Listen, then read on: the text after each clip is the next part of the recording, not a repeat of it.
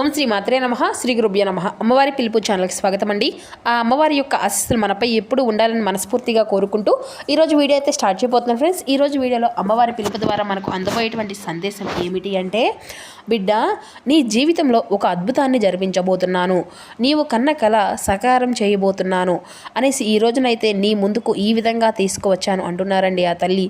మరి ఈ సందేశంలో పరమార్థం ఏమిటో, ఆ తల్లి మనకు ఈ సందేశం ద్వారా ఏం చెప్పాలి అనేసి అనుకుంటున్నారో ఆ తల్లి మాటల ద్వారానే విందామండి. ఇప్పుడే కొత్తగా మన ఛానల్ చూసినట్లయితే దయచేసి ఛానల్ అయితే సబ్స్క్రైబ్ చేసుకొని వీడియో మీకు నచ్చితే ఒక చిన్న లైక్ ఇచ్చి సపోర్ట్ చేయడం మాత్రం అసలు మర్చిపోకండి ఫ్రెండ్స్. అలాగే ఈ వీడియోని చివరి వరకు చూడండి, ప్రయత్నించండి. మీ యొక్క జీవితాన్ని మార్చేటువంటి ఒక చిన్న మాట అయినా కానీ ఈ వీడియోలో మీకైతే వినిపించవచ్చు. కాబట్టి ఒక్క నిమిషము కూడా ఈ వీడియోని అయితే స్కిప్ చేయకుండా చివరి వరకు చూడడానికైతే ప్రయత్నించండి. మీ యొక్క జీవితాన్ని మలుపు తిప్పేటువంటి ఒక అద్భుతాన్ని నేను నీకు జీవితంలోకి తీసుకురాబోతున్నాను. ఇది యాదృచ్ఛికంగా ఈరోజు ఈ వీడియో నీ ముందుకు రాలేదు. ఇది అంతా కూడా కేవలం నీ కోసం ఒక ముఖ్యమైనటువంటి సందేశాన్ని పంపించాలి అనేటువంటి ఉద్దేశంతోనే ఈ రోజున ఈ యొక్క సందేశాన్ని నీ కంటపడే విధంగా చేశాను అనేసి నీ తల్లిని చూడు. ఈ సందేశం నీ ముందుకు వచ్చింది కాబట్టి పరమ పవిత్రమైనటువంటి ఈ తల్లి యొక్క వచనాలను, ఈ తల్లి యొక్క మాటలను జాగ్రత్తగా ఆలకించు. నీ జీవితంలో నిన్ను విడిచి వెళ్లకుండా ఎన్నో కష్టాలు తరచూ పదే పదే నీ ముందుకు వస్తున్నాయి కదా. గత కొంతకాలంగా నీవు అనుభవిస్తున్నటువంటి బాధలు, అవమానాలు, నిరాశలు ఇటువంటివి అన్నీ కూడాను నాకు తెలుసు. కానీ ఇకపై నీ యొక్క జీవితంలో ఆనందాన్ని నింపాలనేసి, అద్భుతాన్ని నిన్ను నింపాలనేసి, ప్రతి ఒక్క విషయంలోనూ కూడాను గొప్ప శుభవార్తలను కలిగించాలి అని చెప్పేసి నేనైతే అనుకుంటున్నాను. రోజు రోజుకు కష్టాలు, సమస్యలు పెరిగిపోతున్నాయి. ఏం చేయాలో అర్థం కావడం లేదు. ఏం జరుగుతుందో కూడాను నాకు నా యొక్క మనసుకు అర్థం కాక పూర్తిగా నేనే ఆందోళనతో, అలజడితో నా యొక్క మనసు నిండిపోతుంది తల్లి. అంతా కూడాను అవసరం లేనటువంటి ఎన్నో ఆలోచనలు కూడాను నన్ను తరచూ పదే పదే వెంటాడుతూ ఉన్నాయి. నా యొక్క జీవితం అసలు ఏమవుతుందో, ఏం జరుగుతుందో తెలియక ఎంతగా నేను నా వంతుగా ప్రయత్నిస్తున్నప్పటికీ కూడాను కష్టాలు మాత్రం నన్ను వదిలి వెళ్ళిపోవడం లేదు. నేను ఎంత సరిగ్గా ఏ ప్రయత్నం చేసినా కూడాను, నేను చేసినప్పటికీ కూడా నా యొక్క జీవితంలో మాత్రం నేను అనుకున్నటువంటివి సాధించలేకపోతున్నాను. నేను ఎంత నా యొక్క కర్తవ్యాన్ని నేను సరిగ్గా సమర్థవంతంగా నెరవేర్చినప్పటికీ కూడాను నేను మాత్రం ఎందుకు ఈ విధంగా నాకు తల్లి నీవు నన్ను నీవే పదే పదే పరీక్షిస్తూనే చేస్తున్నావు? నేనంటే నీకు అంత చులకన? ఎందుకు అన్నీ కూడాను నీవు నన్ను అంతా కూడాను అనుకుంటున్నావు? కానీ చూడు, నిజం ఏంటి అంటే నేను ఏమాత్రము కూడాను ఏ క్షణము కూడాను ద్రోహము అనేది చేయలేదు ఎవరికీ కూడాను. నీ యొక్క జీవితానికి అనవసరమైనటువంటి ప్రతి ఒక్క విషయాన్ని కూడాను నేను అంతా కూడా అందించాను నీకు. ఈ యొక్క మనిషిగా నీవు పుట్టిన రోజు నుండి నీ యొక్క జీవితం ఈ రోజు వరకు నీవు చేర్చుకోవాల్సినటువంటి ఎన్నో విషయాల్లో ఆటుపోట్లు నీవు తప్పకుండా ఎదుర్కోవాల్సినటువంటి ఉద్దేశంతో కొన్ని చిన్న చిన్న సమస్యలు నీ ముందుకు పంపించాను. వాటి నుండి నీవు అనేక రకాలుగా గుణపాఠాలు నేర్చుకోవాలి. అంతేకాని వాటిని చూసి బాధపడకూడదు, భయపడకూడదు. నిన్ను అవి ఏమాత్రము కూడాను మరింత అద్భుతంగా బలమైనటువంటి వ్యక్తిగా తీర్చిదిద్దడానికి వచ్చాయని చెప్పేసి ఆనందంగా నీవు స్వీకరించాలే తప్ప అంతా కూడాను దైవదూషణ చేయకూడదు కదా. మరి ఒక్కసారి నీవు మనసు పెట్టి గమనిస్తే ఏ క్షణంలోనైనా, ఏ నిమిషంలోనైనా కానీ నిన్ను నేను ఒంటరిగా విడిచిపెట్టిందే లేదు కదా. ఏ సమస్య వచ్చినా, ఏ కష్టము వచ్చినా, నీకు ఏ తీరనటువంటి కోరిక నిన్ను వేధిస్తూ ఉన్నా వాటికి తగినటువంటి విధంగానే ఏదో ఒక సమయాన్ని, సహాయాన్ని నేను నీకు అందిస్తూనే వచ్చాను. అవునా కాదా? నీ గుండెపై చెయ్యి వేసుకొని చెప్పు, ఈ తల్లి నీకు ఎప్పుడు కూడా ఎటువంటి సహాయాన్ని అందివ్వలేదా?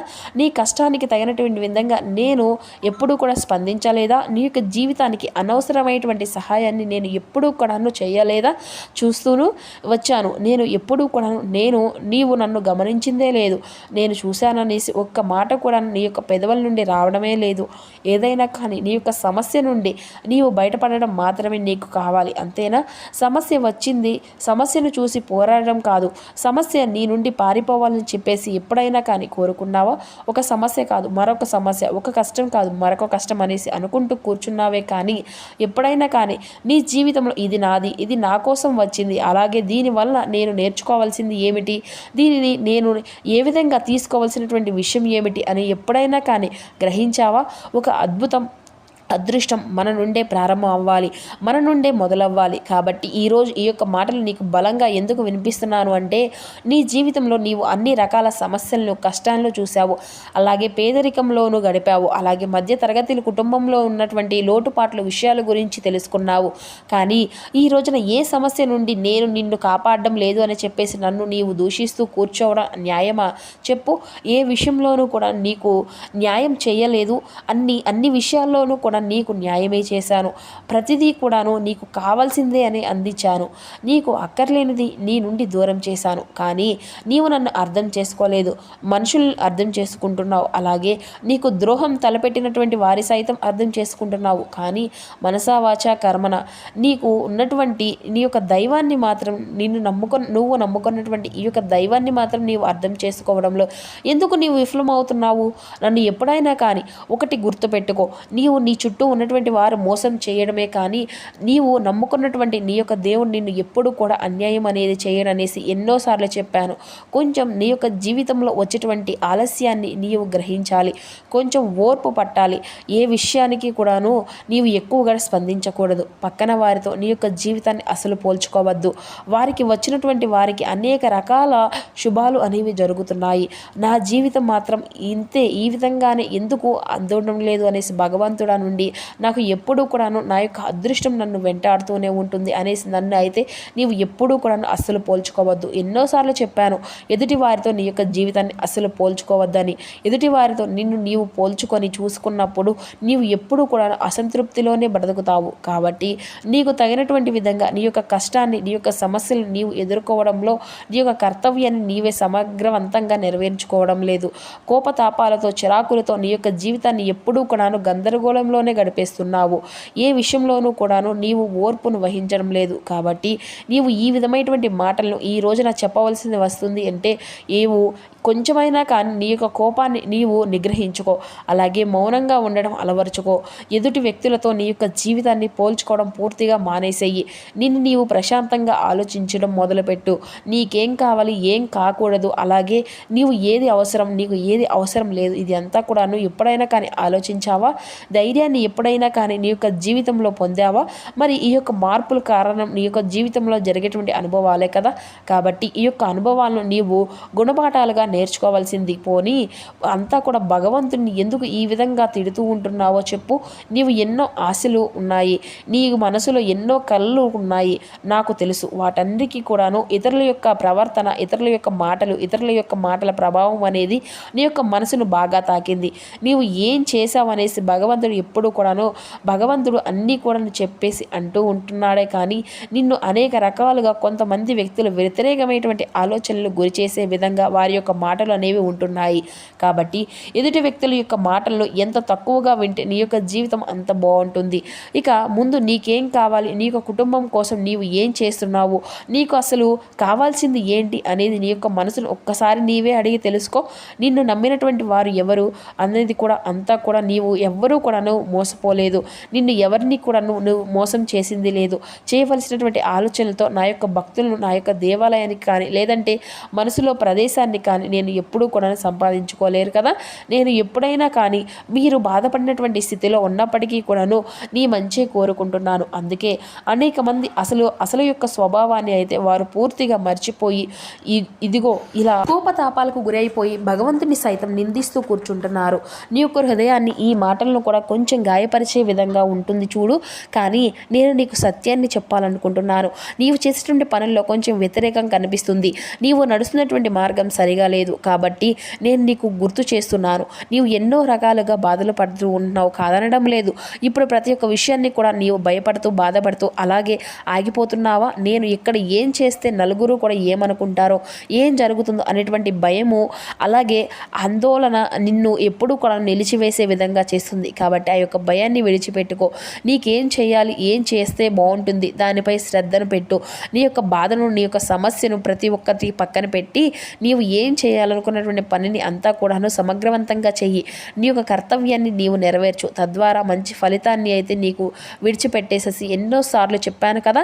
కాబట్టి నేను నీకు ఏదైనా కానీ చెయ్యకపోతే అప్పుడు నిన్ను నిలదీసి అడుగు. ముందు నీవు ప్రయత్నించుగా అంతా కూడాను భయపడుతూ ఆందోళన చెందుతూ ఉంటే నేను మాత్రం ఏం చేయాలి చెప్పు? ఎన్నో రకాలుగా నీకు ధైర్యాన్ని అందించాను, నీ ముందుకు వచ్చినటువంటి అవకాశాలను నీకు గుర్తు చేశాను. కానీ నీవైతే ఈ విధంగా అవకాశాలను అన్నిటిని కూడా అందిపుచ్చుకోవడంలో విఫలమైపోతున్నావు. మంచి విషయాలతో నేను చెప్పాలి అని చూశాను, కానీ నీవు మంచి విషయాలు నీవు ఎప్పుడూ కూడాను పూర్తిగా వినిందేటువంటి ప్రయత్నమే చేయలేదు. కాబట్టి ఏ విషయాన్ని అయినా కానీ మంచి విషయాలను చేదనే ఉంటాయి. కాబట్టి నీవు చాలా కాలం పాటుగా నీకున్నటువంటి సమస్యలతోనో లేదంటే నీకున్నటువంటి ఏ విధమైనటువంటి మనుషుల యొక్క ప్రభావం వల్లనో నీ మనసు పూర్తిగా వ్యతిరేకమైపోయింది. కాబట్టి కాలంతో పాటుగా నడుస్తున్నావు, కానీ నీ యొక్క ఆలోచనలు అలాగే నీ యొక్క మనసు ఎక్కడో ఉండిపోయాయి. నీవు ఏ విషయానికి కూడా బాధపడుతున్నావో భయపడుతున్నావో నిజానికి అది అంతా కూడా భయం కాదు, నిజానికి అది అంతా కూడాను పరీక్ష పెడుతూ ఉంది కాలము అనేది. కాబట్టి ఆ యొక్క కాలం నుండి నీకు వ్యతిరేకంగా నీ నుండి నీకు ఉన్నటువంటి ప్రతికూలమైనటువంటి ఆలోచనల నుండి కూడా నిన్ను ఎప్పుడూ కూడాను సదా రక్షిస్తూనే ఉంటాను. ఇక నీవు అనుభవిస్తున్నటువంటి ప్రతి ఒక్క బాధ నాకు తెలుసు. చిన్న కన్నీటి బొట్టు కూడాను నా యొక్క దృష్టికి దూరం కాదు. చూడు, నీవు ఏడ్చినటువంటి చిన్న కన్నీటి బొట్టు కూడాను నా పాదాలకు చేరుతుంది అనేసి అర్థం. చూడు, నీవు ఎంతగానో మానసికంగా ఒత్తిడిలో ఉన్నావో, ప్రస్తుతం నీకు ఎన్నో రకాల భారాలను తొలగించుకోవడానికి అనుకుంటున్నావు, కానీ నీ యొక్క ఆలోచనలు మాత్రం ఎప్పుడు కూడా నిన్ను ముందుకు సాగనివ్వకుండా చేస్తున్నాయి. భగవంతుడికి నా యొక్క బాధ అనేది తెలియదు అని చెప్పేసి ఎప్పుడూ కూడా అనుకోవద్దు. నీ మనసులో ఉన్న ప్రతి ఒక్క ఆందోళన, ప్రతి ఒక్క బాధ, ప్రతి ఒక్క కన్నీటి వెనుక ఉన్నటువంటి కారణం భగవంతుడికి మాత్రమే తెలుసు. ఈ యొక్క విషయం మాత్రం నీవు ఎప్పటికీ కూడా అసలు మర్చిపోవద్దు. నేను నీతో లేననేసి, నీవు ఎప్పుడూ కూడా నీతో ఉండడం లేదు అనేసి, నేను ఎప్పుడూ కూడా నిన్ను గమనించడం లేదు అనేసి అస్సలు అనుకోవద్దు. భగవంతుడు ఎప్పుడూ కూడాను నీకు మంచి మార్గాన్నే చూపిస్తాడు. ఈ రోజు నీ తలుపు ముందుకు అంతా కూడాను మూసివేసుకునేటువంటి రేపు దానికంటే గొప్ప తలుపు భగవంతుడు నీకు తెరవబోతున్నాడు. నీవు ఎన్నోసార్లు ఇలాగే చెప్తున్నాను తల్లి, నేను వేసుకున్నటువంటి ప్రణాళికలు, నా యొక్క ఆలోచనలు అన్నీ కూడాను నేను చేరాలనుకున్నటువంటి గమ్యము ఎప్పుడూ కూడాను చేరుతానా అనేసి ఇది అంతా కూడాను తదేకంగానే ఆలోచిస్తున్నాను. నాకు ఎంతో సహనము అనేది ఉన్నప్పటికీ కూడాను ఆ యొక్క సహనాన్ని కోల్పోయాను. నా యొక్క ఓర్పు ఉన్నప్పటికీ కూడా ఆ యొక్క ఓర్పును అంతా కూడాను కోల్పోయాను.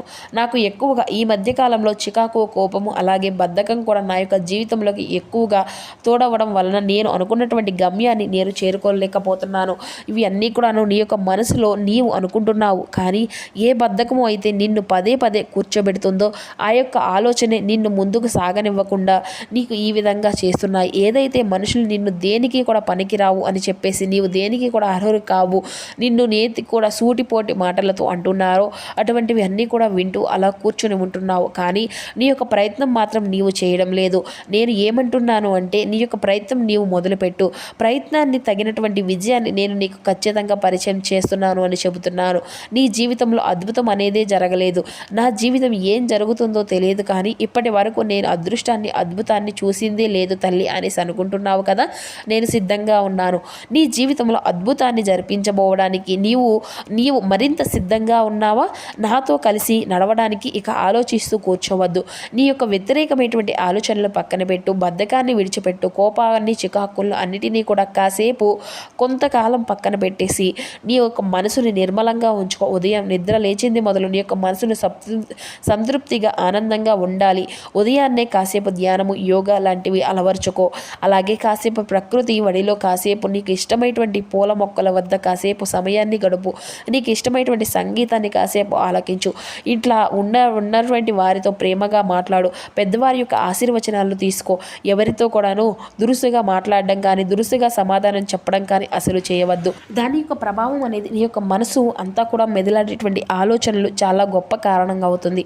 అలాగే తల్లిదండ్రుల యొక్క ఆశీర్వచనాలు తీసుకొని తర్వాత భగవంతుని యొక్క అనుగ్రహం కోసం నీవు ఒక చిన్న దీపము అనేది పెట్టుకో. ఇంట్లో నీకు ఇష్టమైనటువంటి దైవం ముందు నిలబడి, ఈరోజు నేను ఈ పని చేయాలనుకుంటున్నాను, ఈ పనిలో నాకు ఎటువంటి విఘ్నాలు కలగకుండా నేను సమగ్రవంతంగా నన్ను నేను తీసుకునే విధంగా నా యొక్క పోరాటాన్ని ఎక్కడా కూడా ఆపకుండా చక్కగా ముందుకు సాగేటువంటి అవకాశాన్ని ఇవ్వు తల్లి అనేసి భగవంతుని చక్కగా కృతజ్ఞతలు పూర్వకంగా భగవంతుని వేడుకో. నీకు ఎదురైనటువంటి ప్రతి ఒక్క కష్టాన్ని కూడాను నీవు సమగ్రవంతంగా నెరవేర్చుకునే విధంగా నీ నీకు అవకాశాన్ని నేనైతే తప్పకుండా ఇస్తాను. నీ జీవితంలో కన్నటువంటి కళ్ళ కంటే కూడాను అద్భుతాలను జరిపించడానికి నేను సదా కూడా ఎప్పుడూ నీకు తోడుగానే ఉంటాను. నీవు ఎప్పుడైతే ఈ యొక్క వ్యతిరేకమైనటువంటి ఆలోచనలు పక్కన పెడతావో, ఈ యొక్క బద్ధకాన్ని విడిచిపెట్టి చక్కగా కోపాన్ని ఇటువంటివి అన్నీ కూడా పక్కన పెట్టి వీటన్నిటిని ఎప్పుడైతే జయించగలుగుతావో అప్పుడే నీ జీవితంలో వచ్చేటువంటి అదృష్టాన్ని అద్భుతాన్ని నీవు పొందేందుకు అర్హురాలివి అవుతావు. మరి నా వంతుగా నీకు అనిపించింది నీ యొక్క జీవితంలో జరగబోయే దాని గురించి నీకు ఒక మంచి సందేశాన్ని వినిపించాలి అనేటువంటి ఉద్దేశంతో ఈ రోజున నేను నీ ముందుకు వచ్చాను. మరి నేను చెప్పాలి అనుకున్నటువంటి మాటల యొక్క ప్రభావం నీ యొక్క మనసుని ఏ విధంగా తాకిందో నాకు బాగా తెలియదు, కానీ నీ జీవితాన్ని నీవు నిర్మించుకోవాలి అనుకునేటువంటి స్థితిలో నీవు ఉంటావు కూడాను. నా యొక్క కృప వల్ల నీకు అన్నీ కూడా సాధ్యపడతాయి. నీకు మాత్రం గుర్తు చేస్తున్నాను, ఇది అంతా కూడా నా ధర్మం. ఏడవద్దు, ప్రశాంతంగా కాసేపు ఆలోచించి ధైర్యంగా లేచి నిలబడు. ప్రతి క్షణం కూడా బాధతో జీవించడం కంటే కూడాను నీవు నమ్ముకొని భగవంతుడిపై నమ్మకాన్ని ఏర్పరచుకొని ప్రశాంతంగా జీవించడానికి ఏం చేయాలి అనే దాని గురించి ఆలోచన పెట్టు. అప్పుడు నీ యొక్క జీవితంలో అలాగే అనేక రకాల అద్భుతాలు నీవు తప్పకుండా చూస్తావు. ఇది అంతా కూడాను నీ తల్లి నీకు చెప్తున్నటువంటి గొప్ప తీర్పు. నీ మనసుకు అలాగే నీకు నేను అందిస్తున్నటువంటి సుదీర్ఘమైనటువంటి ఈ యొక్క మాటల్లో ఉండేటువంటి ఆంతర్యం ఇది నీవు పసిగట్టావంటే నీకంటే కూడాను గొప్ప యోధురాలు మరెవరూ కూడా ఉండరు.